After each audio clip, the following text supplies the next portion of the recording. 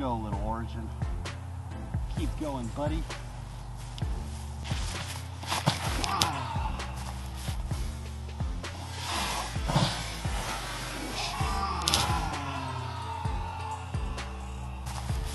That's a bummer.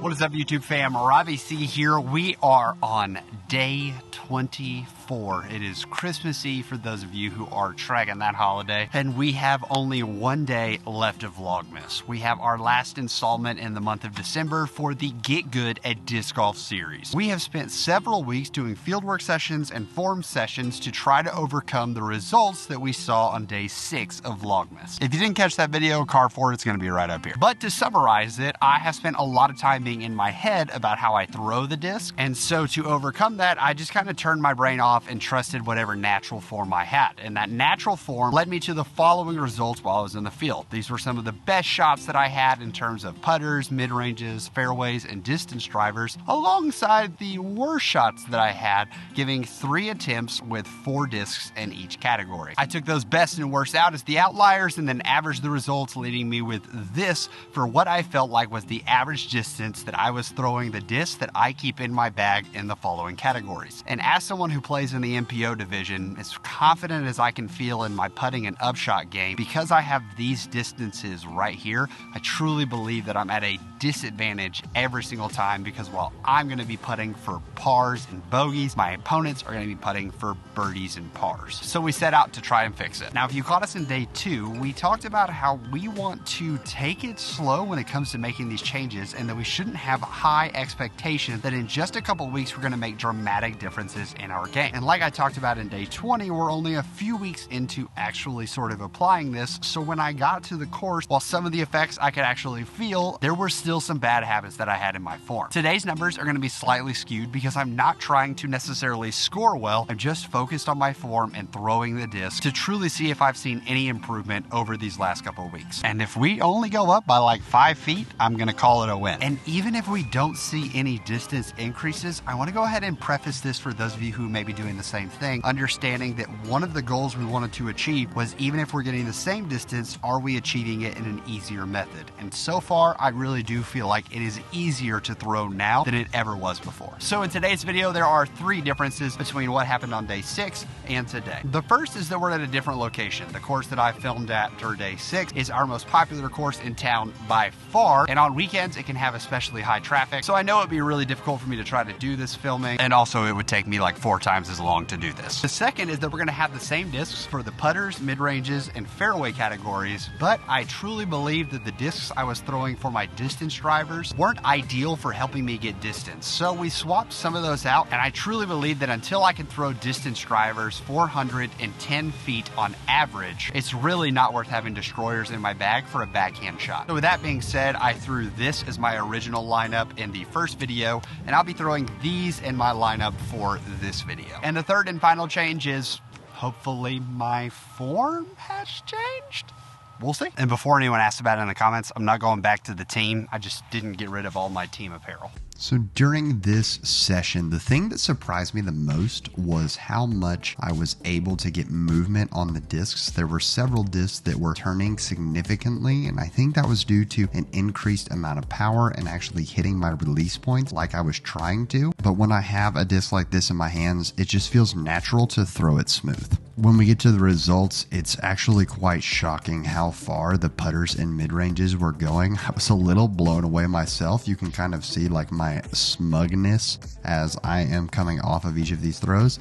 And then all of that instantly went away when I started throwing the drivers. It was a noted difference in how these were flying. I wasn't able to get as much out of the fairways, I felt like, as I was last time, and I really was trying to hit these things super hard. We'll talk about this in the results section, but there were several moments where I just questioned everything when it came to throwing these drivers. I actually ended up doing a 4th round with just the distance drivers that didn't count for the results, telling myself to throw as soft and smooth as possible. I outdrove all of my averages.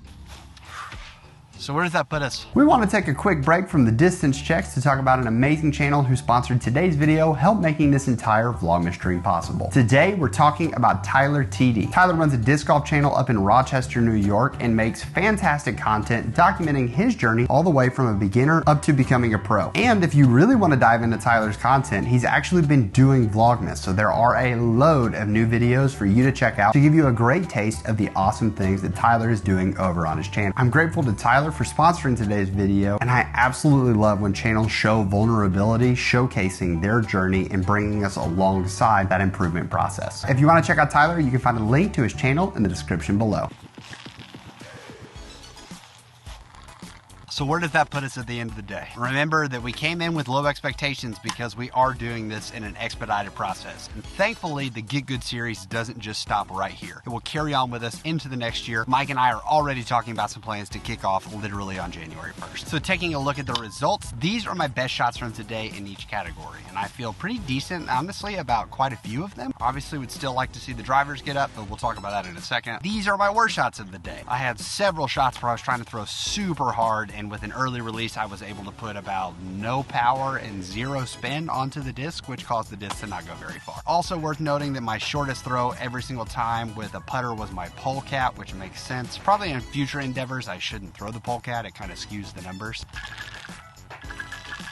These came out to be my averages, and as you can see, we saw distance improvement over just a couple of weeks. And while it isn't drastic in all of the areas, it really highlights two important things for me to realize. The first is that when I don't try to smash or crush the disc, and I trust that the form changes that I'm making are actually worth it and work, I do see improvement in distance overall. So we're definitely going to count that as a win. The second is that the area we saw the most improvement, though, is in putters and mid-ranges, which means that while my form changes are working, I'm spending a lot of time focusing on my footwork, engaging my hips, engaging my offside. But as a longtime ultimate player, I still have that ultimate dip in the throw, and I'm causing a lot of nose-up throws, which can largely lead to why the drivers feel so uncomfortable in my hand, as well as throwing them nose-up causes them to have significantly less distance as well. You can do this.